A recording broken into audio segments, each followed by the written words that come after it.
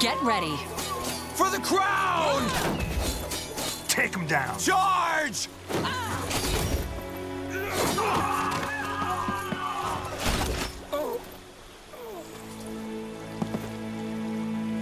I'll take a look. Console players have gone the last 20 years without being able to play the Spellforce games on their machines. Well, officially anyway. But now those days are over with a remaster of Spellforce 3 dubbed Reforced, making its way to current-gen and last-gen machines. This is a perfect time to introduce the series to console players too, as Spellforce 3 is a prequel of sorts to the other games.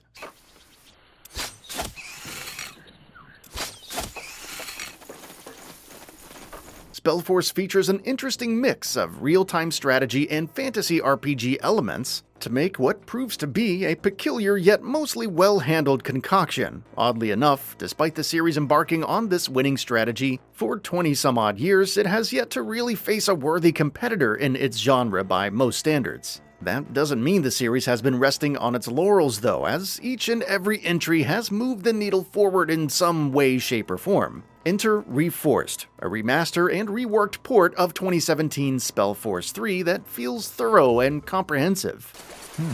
Blazes. They mutilated him. You think... Yes. They didn't rob him as highwaymen would have. Then why? Why did they kill him? There are some inevitable growing pains that arise from cramming such a PC-centric experience onto a console with the comparatively limited freedom that a controller can facilitate compared to a keyboard and mouse, but even still, it does a pretty good job of delivering about as console-friendly an experience as could be expected, given the constraints of the situation. Spellforce 3 is a game that needs little to no introduction to fans of the series, or either of the genres it's most predominantly in. As a hybrid of sorts, it leans into the most recognizable elements of RTS games and classic RPGs, and functionally it works well in Spellforce 3 most of the time. It can give you a bit of whiplash though, as you go from controlling your party during resource gathering, managing your abilities, and engaging in small skirmishes, all the way to large-scale, real-time strategy war scenarios, where you're defending your camp from an enemy onslaught or attacking a large army with well-planned, multi-pronged approaches. It manages to juggle both sides of the experience well enough, but at the same time it never quite feels like it blends those two hemispheres together well enough to encourage a consistent mindset from the player. Just as you're getting into a rhythm in one way, Spellforce 3 has a way of abruptly uprooting your flow and forcing you to slip into another one.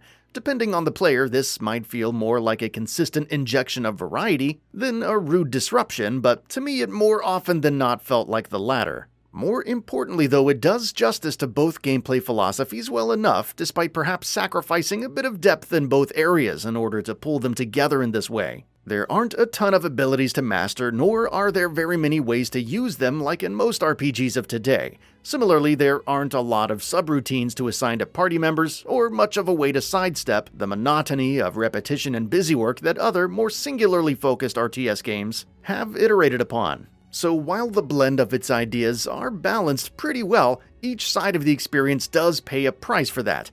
To its credit, Spellforce 3 has been reworked in some significant ways to make it more palatable for the console space. Tweaks and rebalances to the game's loot, quests, and how skill trees are managed will all feel much more familiar to console players in Reforced than they would have in the original version. It also is nice to know that the game's 2 DLC expansions are also made available in one big purchase separately or together in the Complete Edition if you want to go that route. You also have several ways to enjoy the game, from the main campaign to skirmishes and journeys, which let you play through custom scenarios that you create a character for and choose the map and objectives for. This is also going to allow online co-op, by the way, and of course you can jump into other games, assuming the network features are up, which for me they were not. I was able to jump in and play through my own custom games though. All in all, the PS5 does a good job of running the game. I rarely ran into any visual hitches, and other than being unable to use the network features, everything seems to be functioning as it should. With how complex situations can get with battles unfolding, workers building and demolishing structures, and training soldiers while story elements are unfolding, I was a bit surprised to see even the mighty PS5 keep everything running smoothly throughout my time with the game. Not that I was particularly worried about the PS5 being able to do so, but with the detailed graphics of Spellforce 3, at least when compared to other similar games, it's good to know the PS5 isn't having much, if any, trouble with it. While the PS5 version that I reviewed here certainly does a good job delivering the multifaceted nature of Spellforce 3 on a computational level, I did find myself befuddled and overwhelmed a bit too often trying to manage it all with joysticks and the limited selections of buttons of modern controllers. That's not an indictment of the game or this version of it, mind you, as I can't think of any better way to arrange everything on the controller, but it is quite a handful to keep control of, literally and figuratively. Both shoulder buttons and triggers are taken up by selection wheels, and simply looking around the level is arduous on the DualSense compared to the simplicity of flicking a mouse around. This isn't helped by the game's rather small text and cramped UI, but again, this is sort of the price of admission as far as I can tell. Reorganizing a game like this for a console experience probably felt like an endless, unwinnable game of Tetris for the developer. That said, if unwieldy interfaces and menus that make you squint to understand are third rails for you, then I strongly urge you to tread lightly with Spellforce 3 Reforced. Unfortunately, I can't come up with very much praise for the game's sound design. Some of the music does succeed in establishing a familiar dark fantasy mood, but outside of that, most of what you'll hear are cookie-cutter sound effects that you could almost certainly find in any number of low-budget RPGs, and voice acting almost always existing somewhere between mediocre and outright dull. Nothing sounds bad or out of place, but as somebody who is always ready to give credit to a well-executed sound design, I was a little shocked at how consistently unremarkable it all is in Spellforce 3 Reforced. Spellforce 3 Reforced is likely to succeed to those it's aimed at, and maybe even go a bit further, as its basic elements are somewhat friendly compared to other RTS games in the console space. The crowded interface and bewildering controls don't really feel justified considering the game's comparable lack of general depth. But depending on how much the story sucks you in, or how quickly you get addicted to the admittedly well-crafted systems, that may or may not bother you long-term. There are better RTSs and better RPGs out there on consoles right now than Spellforce 3, but not a whole lot, and almost none that take this particular path across both.